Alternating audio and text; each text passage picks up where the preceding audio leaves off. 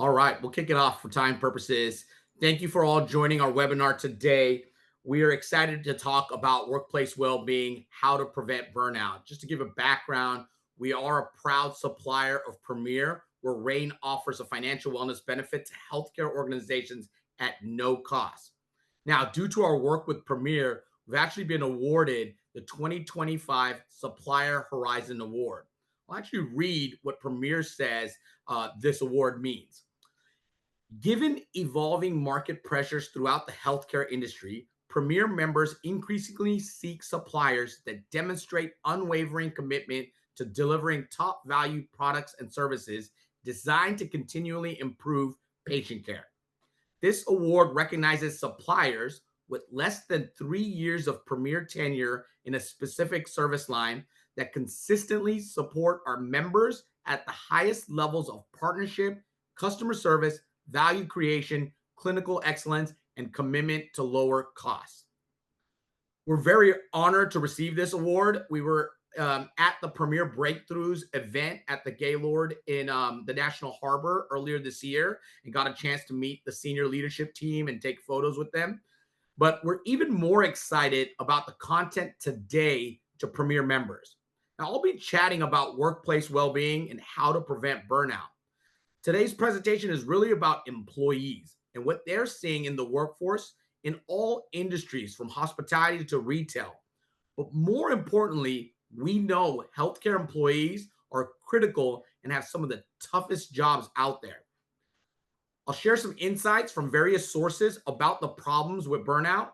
And then my goal is to break down how to prevent it with tactical actions. Now, the actions I'm going to share are actual things that I promote, emphasize, and execute on a daily basis. The goal here is to share more ideas that we can take back and make impact so that our employees actually want to be in the role they are in instead of having to just be in that role. And when that happens, it creates more engagement and loyalty to the employer, which will create a lot of other downstream impacts.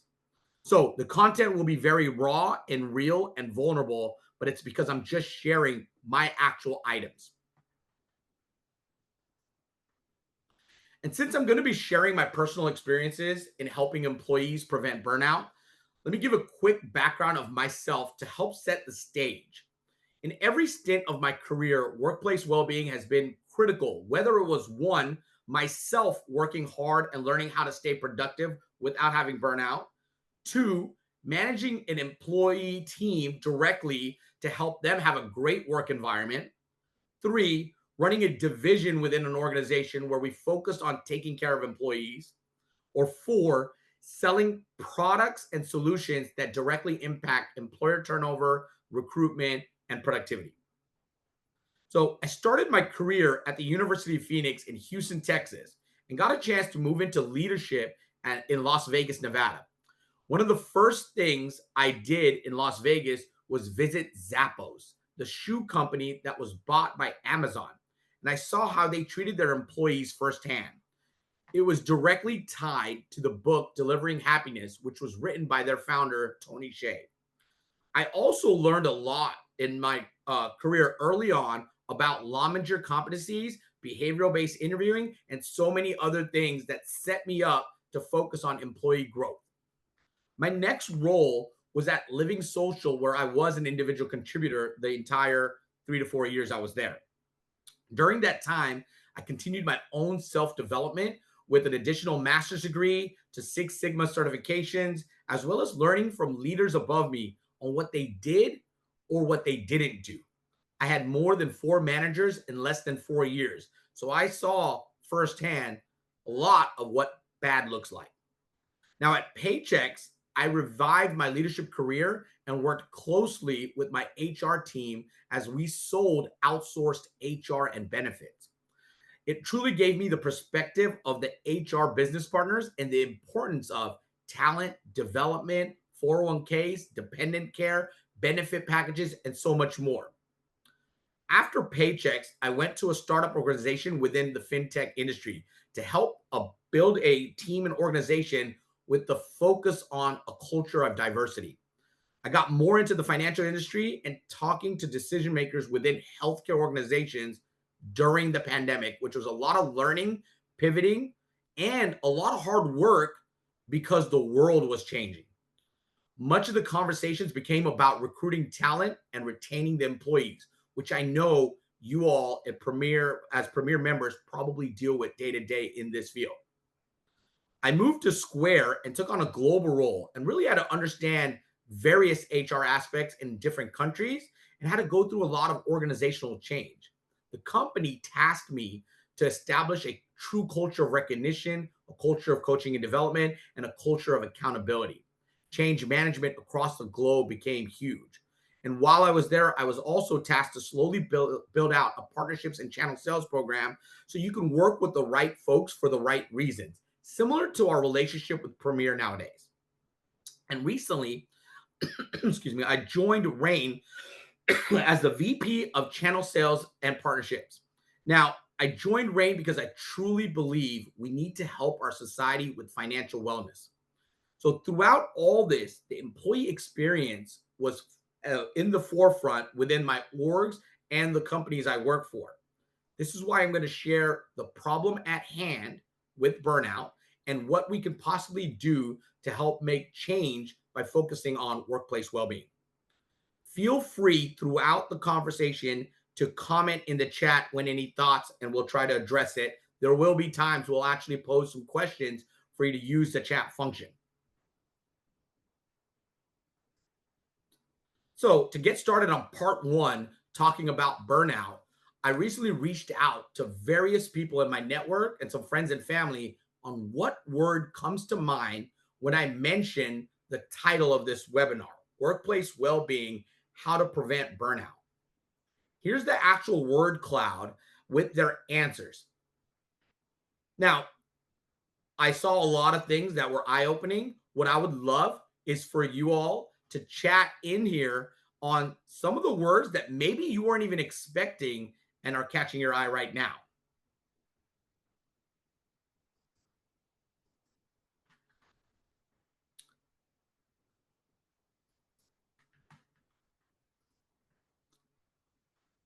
And Tanya, I just want to confirm, I'm looking for the chat area where we can see that. Let me see. I don't see it. That's why I want to make sure we have some games. I see the Q&A. I didn't see the chat buttons. Let me see how I can fix it. No problem. I'll continue on. But yeah, I'd love to have some engagement and see what others see with these word cloud. I'll continue on for now, but if you could get that chat function up, that'll help. So one of the things I want to share is when we're talking about burnout, it's not new, right? We're seeing this everywhere from articles, videos, podcasts. Over the past several years, it's been growing and becoming a big part of the discussion. Now, I do believe the pandemic had a big part of this because post-pandemic, we're seeing a different world on how we work and just overall with economy, etc. But so some of these articles just eye-opening and just looking at this year, right? 66% job burnout in 2025. 82% of employees are at risk, but only half of the employers actually design work with well-being in mind. And then on the bottom right, more than 50% of managers feel burnt out. It's becoming big problem. And one of my favorite organizations is SHRM. I visit their annual conference as well as go to regional events that they hold. I've even gotten a chance to speak to HR professionals about coaching and development where they earned SHRM credits. This is their 2024 report on employee mental health. Now, I don't plan on reading each statistic, but a few that hit me are that only half of the people at work have a sense of belonging. And then workers who feel a strong sense of belonging actually are 2.5 times less likely to feel burnt out. Now, if we have the chat function up yet, I would love for people to see any of these. I see it's only a Q&A setup. Well, maybe just let's use that Q&A and just type it there. We won't answer it. But if you want to put anything in that chat, I'd love to see what like thoughts you have from just any of the statistics you see out here that Sherm's put out there about the emotional impact of work. My assumption is if you just type it in the Q&A, it'll just give you a comment anyways.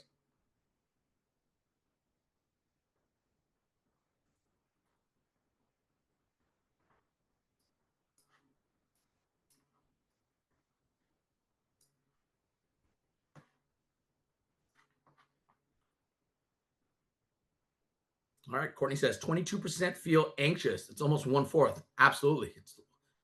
And I have kids and it's like becoming bigger and bigger with anxiety.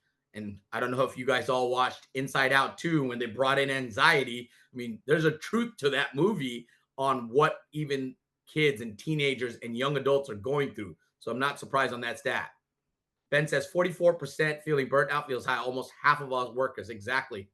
It's huge. And I think one of the big things I like to mention is that these are like the statistics of people that are sharing. There's probably a lot of people that don't even share, that they're feeling burnt out, that they're going through these things, that they're anxious.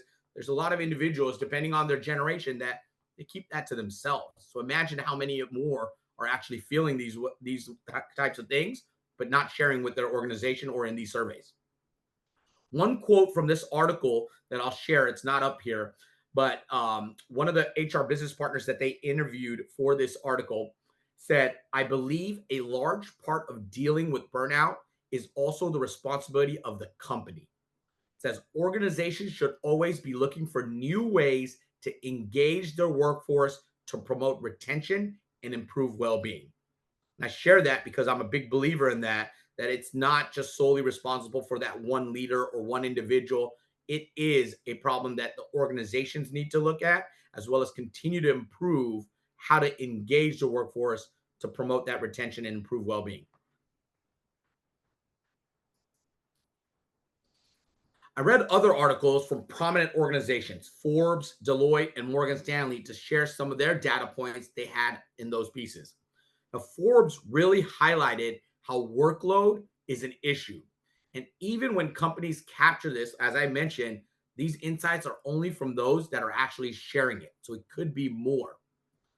And then it says that the labor shortage, as well as tools and workload to complete that time, is even more of an issue within healthcare.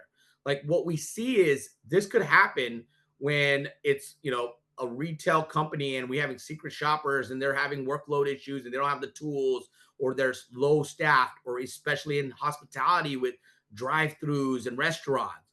But when we're talking about healthcare and the same comments that they're saying, people are having more work than they can handle. They don't have the proper tools. There's a labor shortage. Well, healthcare means it's life or death, and it's so important that it's being addressed. Now, Deloitte has a bit of various issues they bring up that relate to leadership and organizational strategy. People tend to point out that their employer is lacking effort. It shows that while we're going through all this, employees are looking towards that employer to say, what are you going to do about these things that are impacting us? And then Morgan Stanley, since they are a financial company, really focuses on the financial aspect, right? They say 49% of employees are distracted by finances at work, and they spend 3 or more hours thinking about or dealing with personal finances. A few other things from that article that isn't listed up here. When employees are financially stressed, it is hard to leave it at the door. Over the course of a year, a full-time employee may spend more than 156 hours, which equates to 19.5 days, distracted from work because of personal money matters. And one other thing from that article, for employees, finances are the number one source of stress, more so than work, health, and even family issues. Financial stress is a concern for employees at all income levels, even among employees with an annual household income of $100,000 or more. 52% report feeling stressed by finances overall. I'll put pose again to use that Q&A for any comments based on some of these statistics and data points from these various articles. Love to hear what you guys think when it comes to workload, the leadership aspect, or even the financial stress.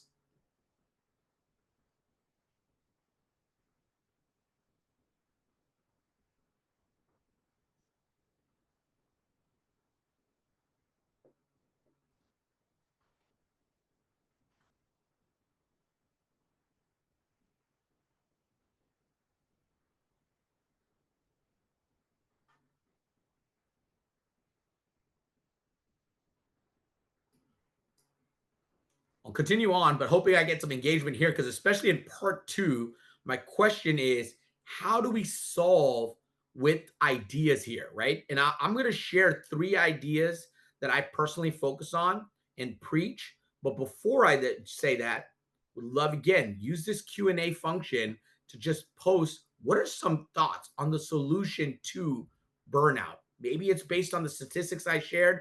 Maybe it's just other ideas. And I'll give you an example that's not in here. And I've heard recently through some of the results we do within our own organization, there's a lot of people in a remote world that want more engagement of in person. They've even said, what if we had WeWork offices that people that are local can go and see? So there's a lot of ideas out there that we can think about on creating better work environments. Love to hear any thoughts you all have before I go into the three that I'm going to share with you all. Great one here. 4-day work week. I think it's a great topic that I think always comes up. And it's the idea of, hey, can you work that work week in 4 days over 5? And I think the second level question there I've noticed is how do you do 4-day work week? There's the people that think it's removing 8 hours, and then there's the people that think you're cramming 40 hours into 4-day work week. So great point there. Local WeWork offices, great idea. Thanks, Ben. Mental health is more important than ever, and it's different for everyone, not one solution. Absolutely agree, Courtney. I think it's not a one size fits all, and it can mean a lot of different things to each individual. And I think what happens with any of these solutions would impact mental health in general. Continue on and share. So the first item that I'm going to focus on is just culture and leadership. Now, when I say culture and leadership, it can mean a lot. So I'm going to break it down to two specific focuses that I have continuously focused on in my career. And it's truly to help employees have a sense of belonging.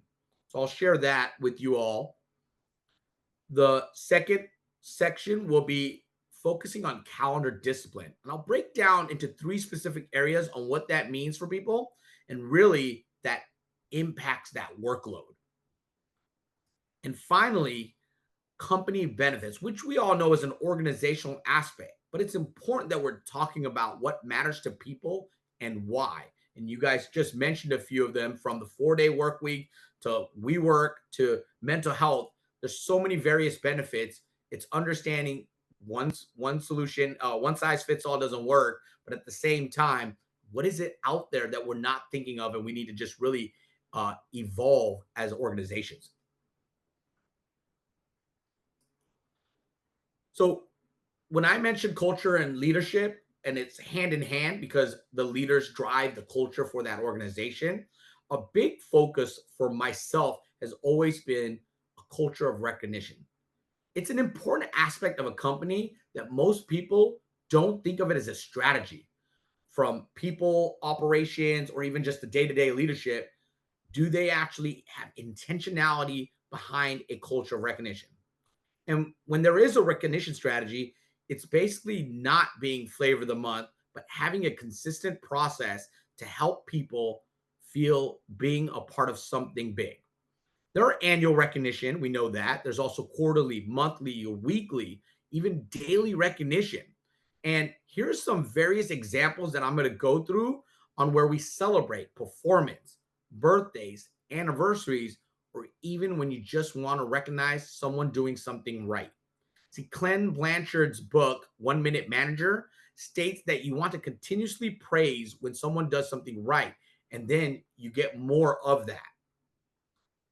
So a few of these pictures, annual recognition, is always big. It's basically, at the end of the year, you're highlighting those individuals. Some companies will have awards and give some sort of recognition bonus, etc. A lot of times this could also be tied to promotions. It could also be tied to compensation and annual reviews. So it's really important that an organization has a plan in place, at least on an annual basis, working through their talent development or HR and people team.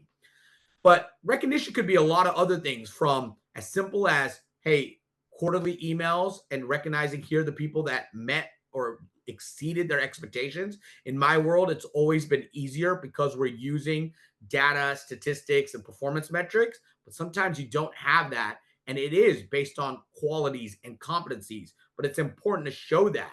This one that says channel champion, it because of the certain behaviors this individual did working alongside her peers, gave her that title and recognition, where every 2 weeks we identified a channel champion, and it had nothing to do with metrics.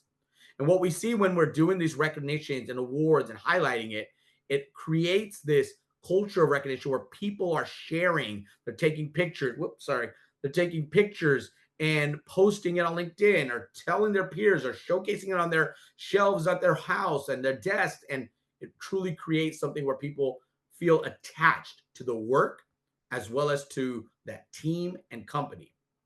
There's spotlights you can do, and even as simple as recognizing people's anniversaries and birthdays. And even to the next level is when you're looking at handwritten cards and sending it out.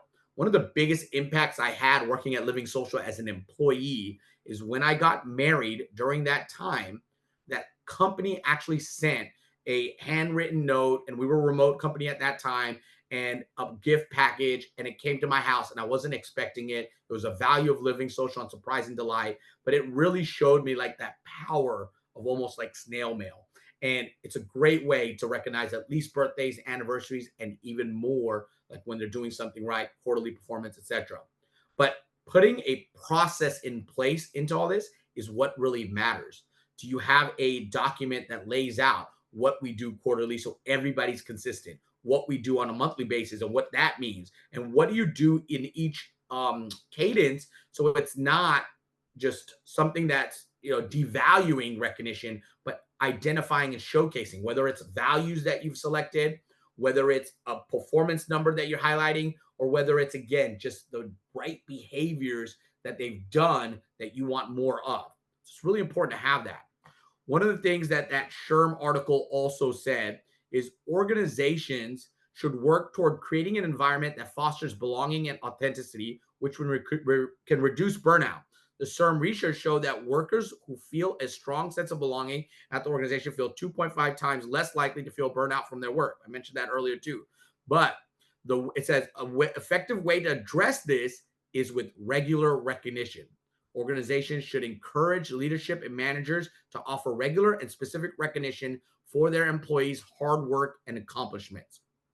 So it's really important that recognition becomes a foundation for any organization that's truly taking care of their employees and giving them, again, the idea of a workplace well-being. Moving on to my second concept within culture and leadership is culture of coaching and development. Now, this is really important to me because I truly believe not only in my self-development, but helping people grow. Daniel Pink's book, Drive, talks about human motivation. And what he derives is that people are motivated by three things: mastery, autonomy, and purpose. See, coaching and development focuses on all three of those. He actually states that people crave mastery. They want to get better. They're looking for development from their leaders and their companies. They might have the drive to do it on their own, but a lot of people at work and working in that 40 plus hours a week, they want the organization and the employer to provide that. So there's a lot of things here. And again, I mentioned raw because these are just literally screenshots and things that I use in order to help with coaching and development from an early start of my career. One, it's really good and important to create actual coaching plans. So a lot of people have one-on-ones, and it could be in various roles, right? It could be from an engineering role to, in this world, like the healthcare role, Well, the idea is like if you know what your actual competencies are that you're looking to improve and what you want to demonstrate, and you can define that, then you can create a coaching plan that actually focuses on that. And what I mean by that is you put together a plan. Hey, I want to improve just relationship building because it's important, probably in a lot of roles and industries. Well, I want to improve relationship building. So, what does that mean? Well, over the next 4 weeks, we're going to weekly meet and we're going to talk about what aspects of relationship building matters. One, being vulnerable and open and sharing. Maybe two is active listening. So that way you can hear what they have to say and can reiterate what they're sharing. So that way you can connect with them. Maybe three is having next steps so that way you can also continuously grow with that person's relationship. Whatever it is, I'm just making these up as I go. But then you put that plan in place, the little things that you're going to improve. And then you're checking in and discussing how that's going to be demonstrated so that way we can actually coach, develop, and get that person better. And what happens there is when someone has coaching and development like that and they're seeing progress in their improvement, they're going to naturally want to do more and do better and basically feel like they're belonging at that company, more loyal to that company that's investing in them. And if you look up here, like this bi-weekly plan, and this is just one example of someone's leadership development plan, it's actually laying out those dates, discussing the topic, having actual status checks on it. So you have this progression that you've documented. Now you have a coaching plan that someone has as part of their long-term development. So whether they're doing it outside of the work and doing LinkedIn learning courses, taking on certificates, or at work, building their own documents and basically their portfolio of coaching and development, they can truly get better with their job. And then, and I think this shows a little bit of that coaching plan too in the middle where it says, here's your behavior for development, here's your root cause, here's your actual action plan that we're going to do in order to make those things happen. And what happens is when you work on these coaching plans, your quarterly performance reviews becomes a lot simpler and easier because you've already accumulated what that should look like. And you put it into a quarterly review to make sure it's all there and what you're working on. And then the annual reviews become even much better. And now we're going back to, again, employees are enjoying what they're doing, they're learning, they're growing, they're developing, and they're feeling that sense of belonging. The other aspect I love, it's a personal thing for me, is using StrengthsFinder. And again, ties back to just development in general. StrengthsFinder is by the Gallup organization, and they have the founder of it, who I forget the name, from Clifton StrengthsFinder and the organization.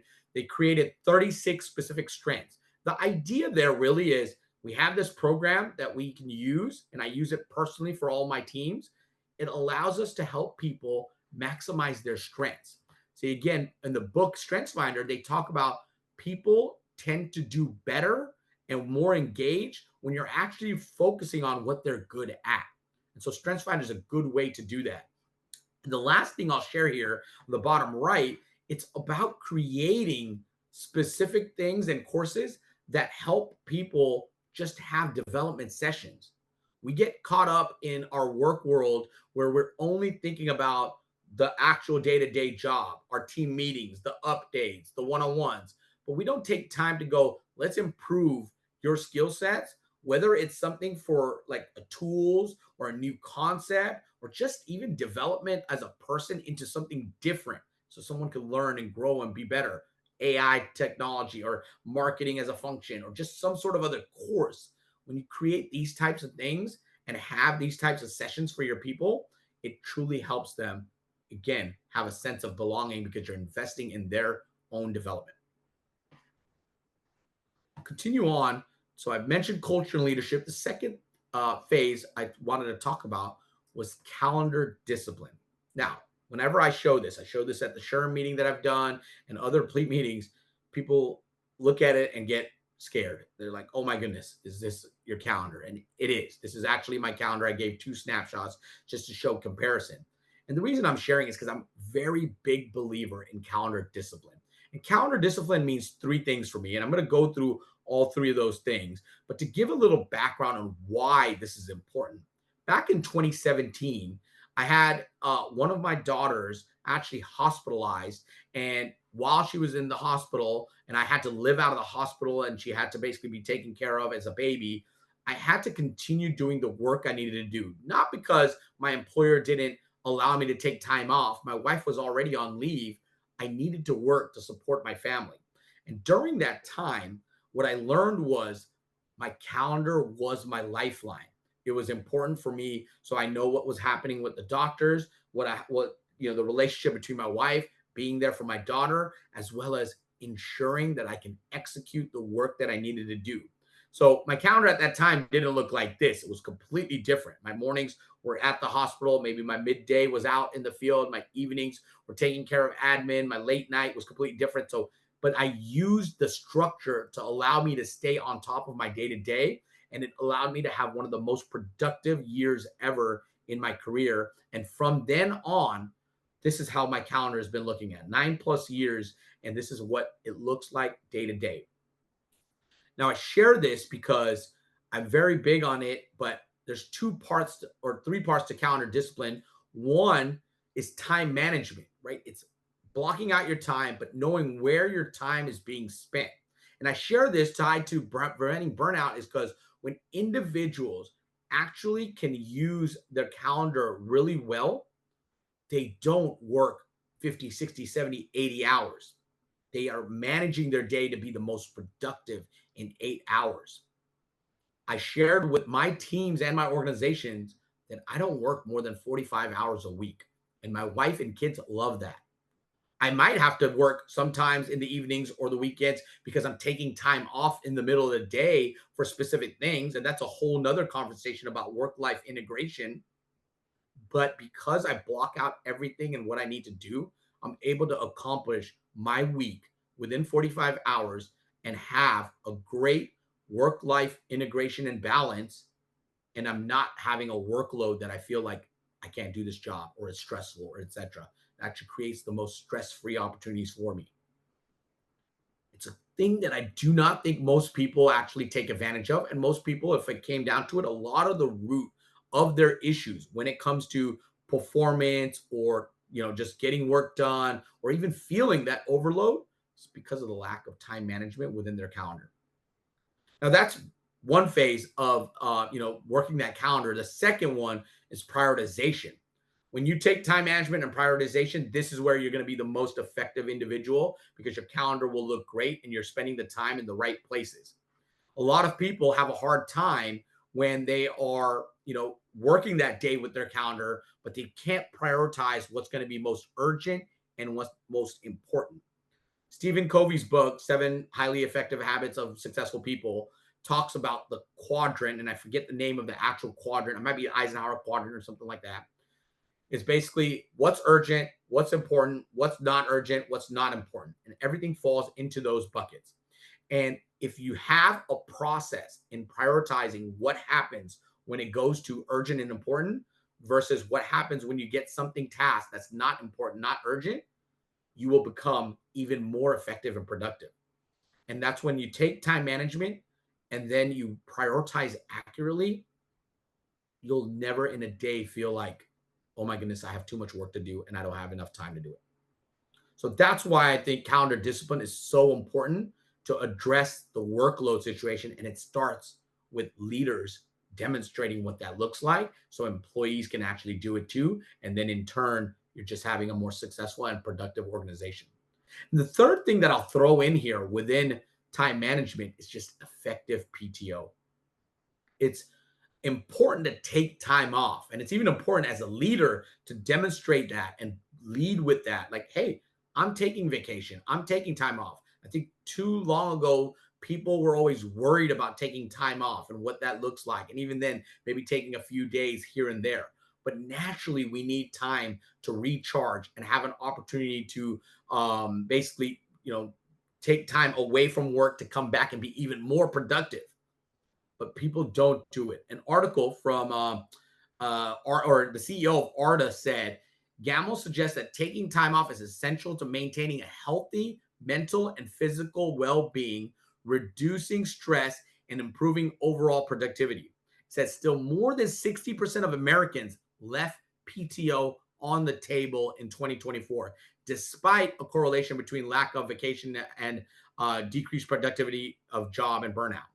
He believes that employers should encourage employees to maximize their time for all those reasons, including its positive effects on long term employee retention and productivity.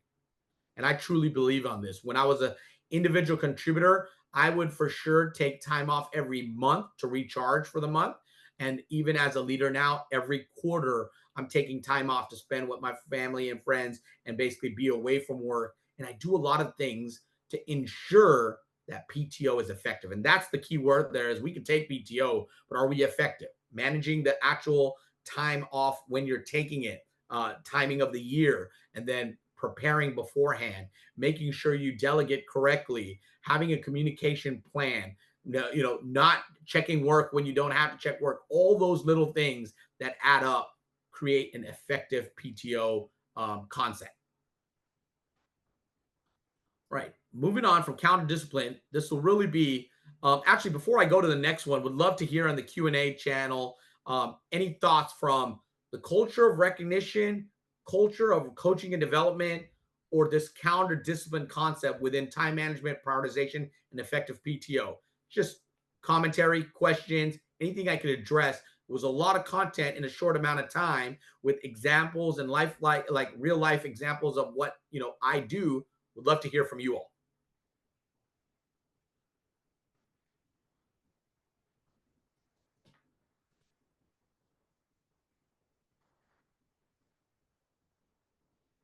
Great job on starting to be more disciplined with calendar. Says it definitely helps. Completely agree. I think people, once they go through it and are actually doing it, it does change that perspective. Keeping soft touches with snail mail is huge. It makes remote feel less lonely and love it. I completely agree. Actually, just funny story because you brought it up. March 13, 2020. If anybody goes back to the calendar and goes, what was that day? That was a day that most companies said, we're all going home because we can't be at work right now. And that was the day that I became a fully remote employee. And at that time, I didn't know how to manage a remote team to ensure we were going to have the same culture we always did when we were in the office to how we're going to be productive. Something completely new to me. And the first thing I did was I needed to connect with everybody on the team. And that snail mail started there. And at that time, during the pandemic year, I decided every week to make sure my team got something in the mail for me just to stay connected and bonded as we went through this new world order that we had.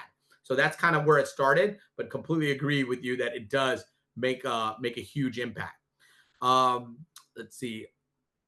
Yep. Also, where you see you're allocating your time does make a huge thing, and again, reduces stress. Work-life integration. Curious how you can change your calendar discipline and prioritize things when on vacation. Curious how you change your calendar discipline.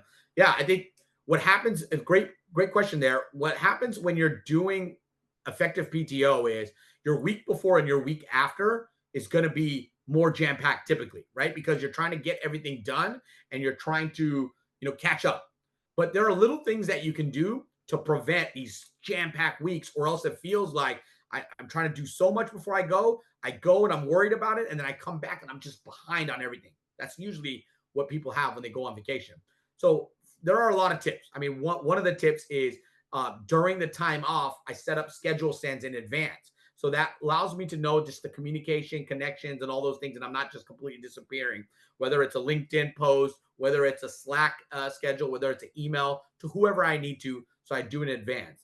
And the other side, even prep work in advance, is I utilize tools like Slack, Canvas, or Google Docs to really have everything, and the people I delegate to have one-stop shop. So that way they can go ahead and make sure they have everything they need to know. They don't even have to ask. A lot of times we would tell somebody to do something. If you don't prepare them well enough, you're going to expect a call or it's not going to get done right. And just communicating, about the time off way in advance through notes, messages, email, sublines, etc. Just so people are aware, because I think it truly makes it where now every meeting that you're having beforehand, you're becoming even more effective because everybody knows that counterpart also knows you're out. When you return, a lot of little things that I do to make sure it's not completely bombarded. One, my calendar is already prepped in advance when I return, so I know what I'm going to be doing. It's already prioritized. I also focus on throughout that week that I'm out, if I do delegate some time to like actually look at emails. I know a lot of people don't, but if you put like, hey, this day or these 2 days, I'm going to check my emails. I do that so I can just know what's going on, or even just to mark out the ones I need read and delete the ones I don't need. So when you return, you're not bombarded with a huge inbox because you've done some of that while you did that on downtime. So just some few things on how I would do that. Thank you for the question. Now I'm going to move on to my last concept of what can we do as a solution. And honestly, this is where it is the organization that puts these out, but it's on all of us to stress the importance of various things or help find new things or talk about ways to incorporate it. And as leaders, it's about promoting and helping people know about these benefits. And listen, the number one thing we all know as a company is like health benefits. And when I talk about health benefits, I'm including everything from ambulatory care to dependent care, FSA, etc. It's those bread and butter benefits that we all have. And it's really important. So an organization should be offering this. And obviously, the better your healthcare benefits are, the better your employees are going to be. I think there's a direct correlation on that because again, you're helping them with their health, so it's not a concern.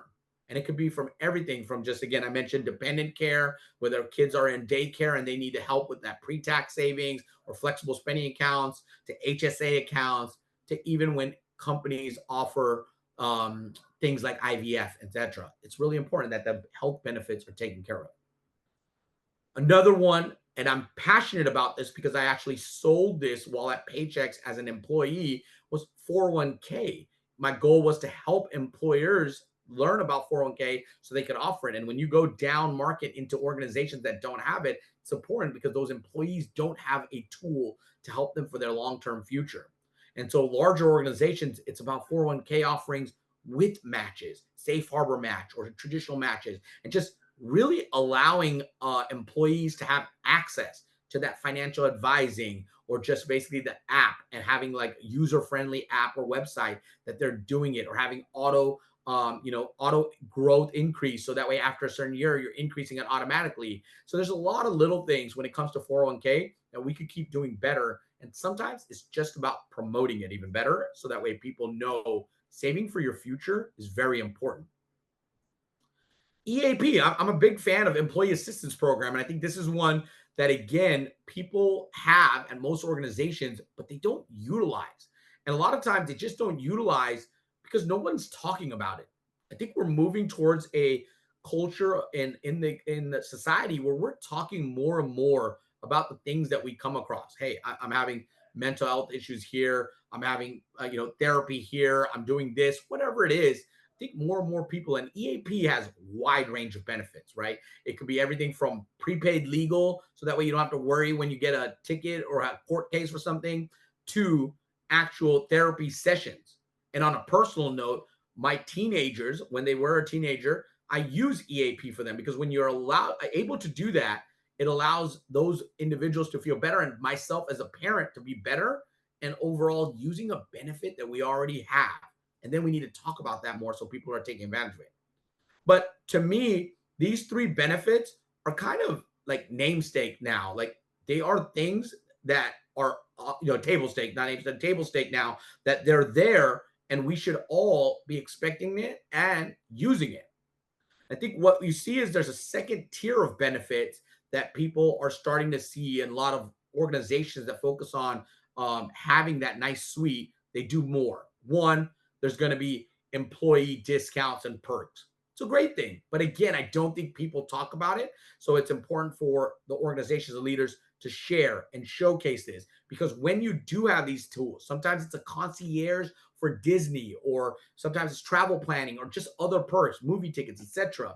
It truly helps that employee again have something that can be value added, so they don't have to have that stress of whatever that item is. Maybe I do have to go on a vacation and it's stressful because I have to plan everything in an itinerary, and I know this because I do this for my wife all the time when we go on our trips.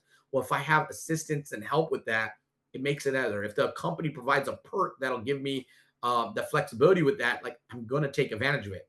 One of the big ones that I remember in a previous organization is whenever you're relocating or moving, the company had a tool within their perks that you can actually use their concierge service. They'll do a lot of the research on like zip codes, places to go. Like if you're looking for childcare in a new zip code you're moving to, they'll find all that stuff for you. So during your workday, you don't actually have to do any of that. And they'll provide that list and say, here's all the stuff that you asked for, and they did it for you. And that's a perk that the company gave through their employee perk system.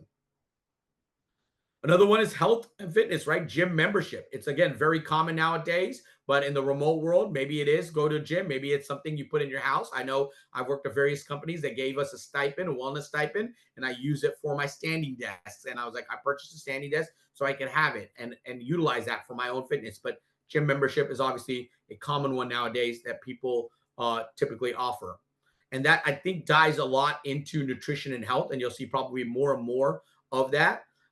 One of the awesome benefits that I had previously was when the organization actually did pay for our lunch every day. And the idea was like, hey, you're going to work. We were in a remote world pandemic. Like, you want to order seamless, you have up to X amount of dollars as credit. And I got a chance to do it. Again, employees like valued it, loved it, made them want to be more loyal to that company because of a company benefit they offered that was unique and not everybody else does that. And then volunteer days. I think it's another one that most companies have, but people don't use. And a great way to use that is using it with your peers and your leaders and your teams. When you go and volunteer together, it even creates a stronger bond. But it's basically organizations that give you time to go and give back. You should take advantage of that and make sure you do it, whether it's again with your team, yourself, or even with your family. And this ties back to when people are truly feeling like they belong because of these things. They volunteer, so they want to be with that organization because that connection is there once they get that benefit. Now, the next couple I'm going to go through are a little bit more just newer benefits and more people are talking about. And one was messaged in the chat, which was mental health is a big concern. And I've seen organizations now that are offering mental health days that you take at your own leisure when you need, and you have this many days. You don't have to be sick or you don't have to take PTO, but just to focus.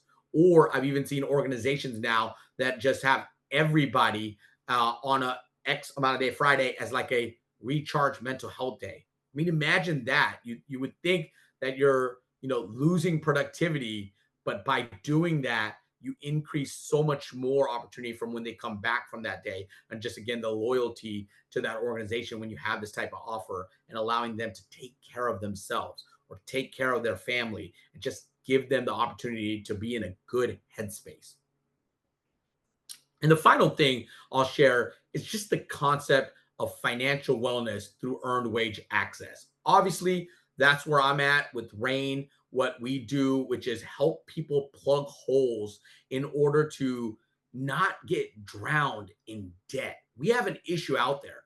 $500 isn't set aside for unexpected emergencies. Most people will have overdraft fees, late fees, go to payday lenders, high interest credit cards, take out 401k loans, or the worst probably is having to borrow money from somebody that they feel embarrassed and really feel shame in even doing it.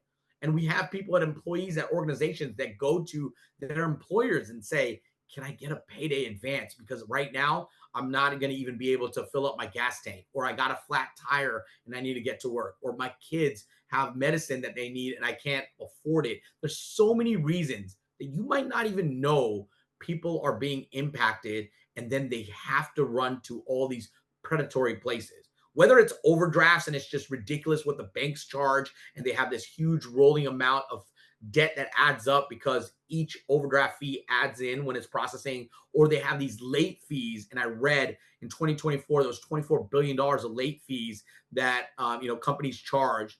Or which I hate the most is getting into that cycle of debt with payday lenders. It's one of the worst things that people can do. And we've seen an uptick on 401k loans because they can take out 401k loans without you even doing anything as an employer. It's easy to sign up, huge origination costs, and now they're impacting their future. They're taking money from their retirement to use right now, usually for something small that they need, but they take a big lump sum because that's the only way you could do it with the 401k loan with the costs that are associated.